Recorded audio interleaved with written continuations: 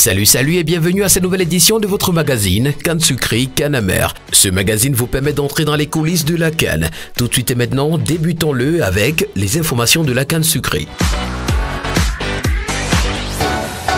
Première information de la canne sucrée, le président du Burkina Faso, Roch-Marc Christian Kaboré, a envoyé un message fort aux étalons avant le duel décisif face aux antilopes de l'Éthiopie.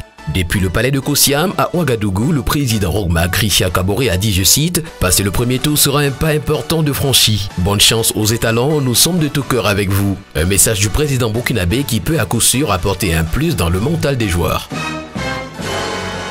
Une autre information très sucrée dans cette canne, Pape Gueye va pouvoir poursuivre sa Coupe d'Afrique des Nations 2021 avec les Lions du Sénégal. Le joueur sénégalais qui a été sanctionné par une mesure de suspension par la FIFA peut souffler un grand ouf de soulagement. Le tribunal arbitral du sport, le TAS, a rendu une décision de suspension provisoire de la sanction prise par la FIFA. Le club du joueur sénégalais Olympique de Marseille avait saisi le tribunal arbitral du sport après que le joueur et le club aient été sanctionnés par la FIFA suite à un différend avec le club anglais de Watford. La suspension du joueur sénégalais en pleine Coupe d'Afrique des Nations au Cameroun a par ailleurs suscité beaucoup de commentaires et d'interrogations sur son opportunité. La Confédération africaine de football n'a vraiment d'ailleurs pas apprécié que la FIFA ait envoyé la notification de suspension de Pape Gueye quelques heures seulement avant un match important de Coupe d'Afrique des Nations. Le secrétaire général de la CAF indique avoir appris avec surprise et consternation la suspension en pleine Coupe d'Afrique des Nations du milieu de terrain sénégalais Pape Gueye. Que les choses soient claires, la présente n'est pas une contestation de la décision elle-même, mais une protestation contre la notification à un moment particulièrement inopportun en pleine compétition phare du continent. Dans cette affaire, et selon ma compréhension, rien n'empêchait l'organe ou le responsable compétent d'attendre 3 semaines jusqu'à la fin de la compétition. C'est à se demander si cet organe ou ses employés de la FIFA ont conscience que la CAN existe et qu'elle se joue en ce moment. Aurait-il publié de la sorte sans attendre une suspension à l'encontre d'un Mbappé en plein euro, questionne Véran Moussenguomba. Le gouverneur de la région de l'Ouest Cameroun, Awafanko Augustine, affirme que la mobilisation pour amener les Camerounais à remplir les stades va se poursuivre. Tout comme son homologue du littoral, le gouverneur de la région de l'Ouest pense que la décision de réduire les horaires de cours et du travail dans le service public est une bonne chose. Pour lui, elle va permettre sans nul doute que les Camerounais puissent aller au stade et suivre les matchs. Le sélectionneur des Fennecs d'Algérie n'envisage pas une élimination de la Coupe d'Afrique des Nations. En dépit de la défaite contre la Guinée équatoriale dimanche au stade de Japoma, le technicien algérien croit fort à la qualification. Avoir un point sur 6, ce n'est évidemment pas ce qu'on avait envisagé. Bien sûr, nous n'envisageons pas de quitter cette compétition. On va tout donner, a promis Jamel Belmadi. Un quatuor d'arbitres féminins dirige un match pour la première fois dans cette CAN 2021. L'arbitre rwandaise Salima Radia Mukansanga entre dans l'histoire en devenant la première femme à arbitrer un match en phase finale de la CAN. Après avoir été 4e arbitre, cette fois-ci, elle est au volant pour diriger le match Guinée-Zimbabwe. C'est la première fois qu'une équipe entièrement féminine arbitrera un match de la CAN, a précisé la Confédération africaine de football dans un communiqué. Aux côtés de la rwandaise, on note également la camerounaise Karine Atem-Zambon, la marocaine Fatia Diarmoumi et la marocaine Boukra Kaboubi. Et pour terminer ce matin avec ces informations sucrées, la Guinée équatoriale a marqué l'histoire. Rodolfo Bodipo, légende du football équato-guinéen, est revenu sur le retentissant exploit du Zéland national face à l'Algérie dimanche 16 janvier à la CAN 2021. Pour l'ancien attaquant et capitaine, désormais directeur général de la jeunesse et du sport, ces joueurs ont réussi l'impossible. Voilà, c'est terminé pour les informations sucrées de ce matin. Place maintenant aux informations amères.